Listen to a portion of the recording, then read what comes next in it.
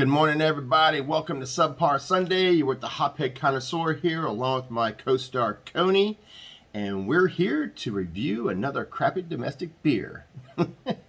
And this one is probably going to surprise a lot of y'all because you've seen it a lot advertised. I'm sure you've seen it in restaurants and grocery stores.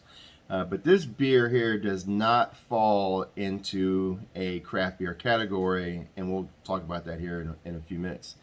Anyway, if you haven't subscribed to my channel yet, click that subscribe button at the bottom of the page. Make sure you turn on those notifications so you get the alert when I do a new video. I'd like to try to do about 2 videos a week, and when I'm out of town, I'm trying more to get to a local brewery to do a video on a beer they have there. So Coney's riding with me more, even though we're not always stopping somewhere, but I just have him in the car just so that I'm ready to go and do a video. Now, as you can see, I'm doing this on my phone today because my computer, which is behind me, behind the stand there, where my phone is mounted, decided to crap out on me about halfway through my previous video. And then, so I go to restart it and everything, it's got all these updates it's doing, and I was like, oh my gosh, really, in the middle of the video? So I'm like using my phone right now to do this video, so we can get this knocked out of the way. Alright, so this is what, probably the 21st installment of Subpar Sunday. Last week was a special edition just because, you know, it's going to give a sneak peek into a future series once I decide to close down on domestic beers, or I might just switch over to seltzers and then come back to domestic beers. Well, we'll see. But again, excuse me. Last week I did a seltzer review from Bud Light. I mean, it's funny, like there's not much of that seltzer. It was clear and had a strawberry flavor, and that was about it. Man, my throat.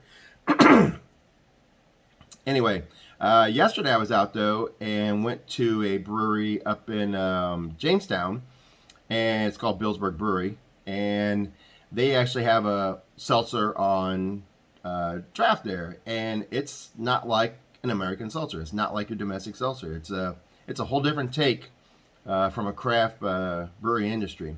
So I was kind of surprised by it. It actually didn't taste too bad. Had some flavor to it, but didn't really have that just kind of watered down taste that one beer, or that one seltzer I had. I keep saying beer.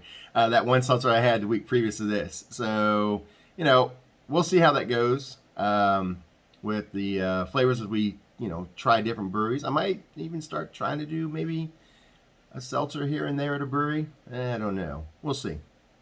But anyway, so what are we going to be talking about today? Well, today we are talking about Blue Moon.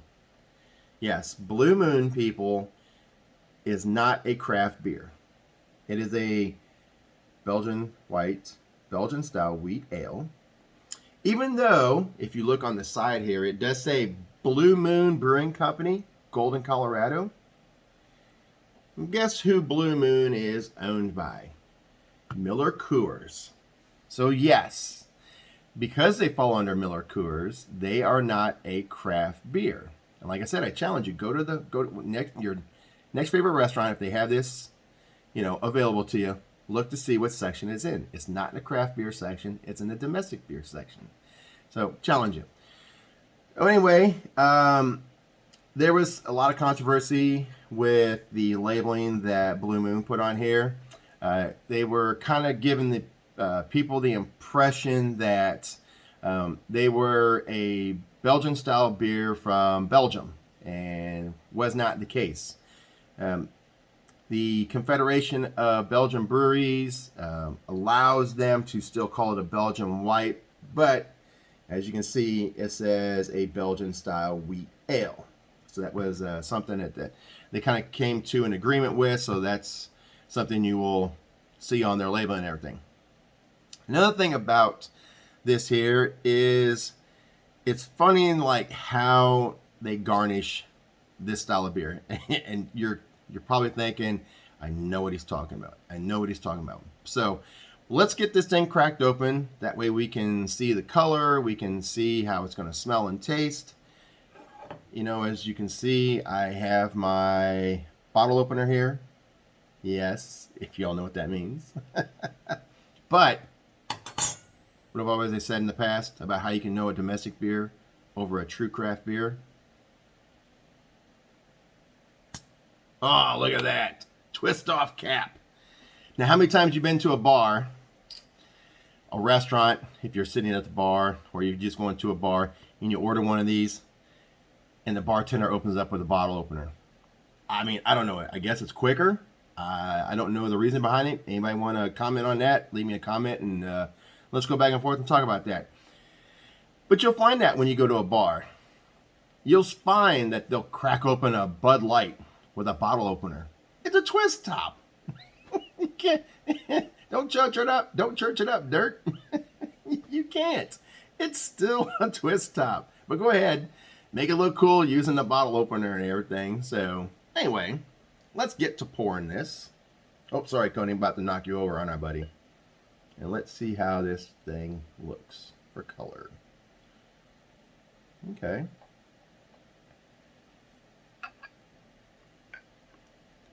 There we go. Look at that color. Not too bad.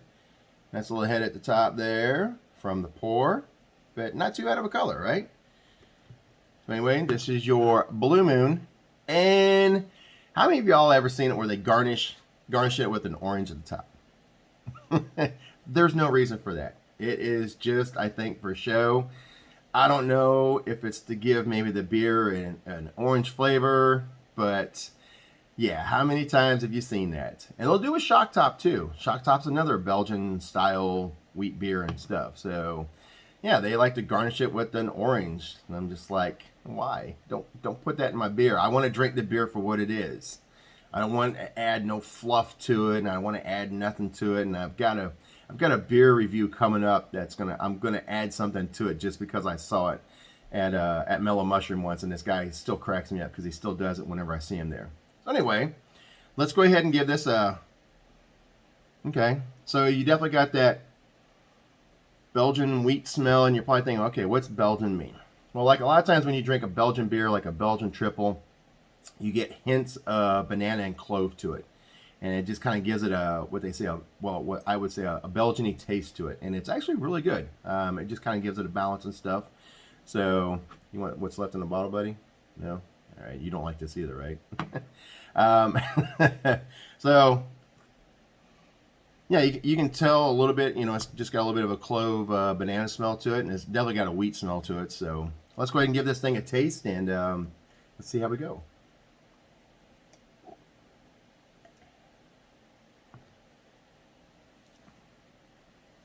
So, definitely a wheat clove taste. A hint of a banana, but more of the clove taste to it. I mean, it's not bad.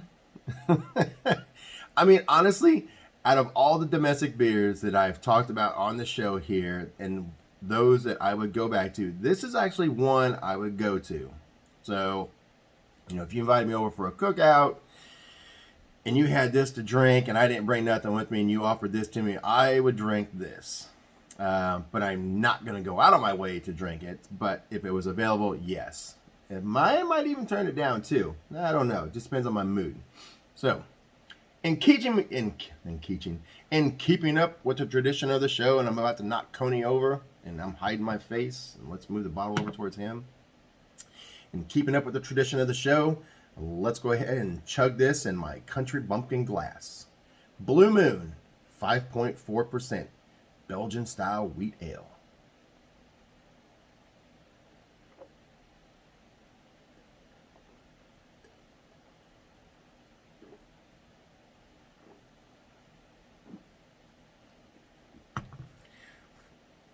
And there you go. A little bit of air, but not much. Not like my other domestic beers will fill my stomach up with. So anyway, I hope you've enjoyed the review of Blue Moon today. Again, look for it on your menu in the domestic beer section and not the craft beer section. So, not bad for a crappy domestic beer. I would, again, on a scale of 1 to 5, I would probably give this a 3 because that means I would drink it again. So, remember to get out there And you're probably thinking bourbon because I've had to chug that, so it's not all the carbonation that the other ones have really built up inside me.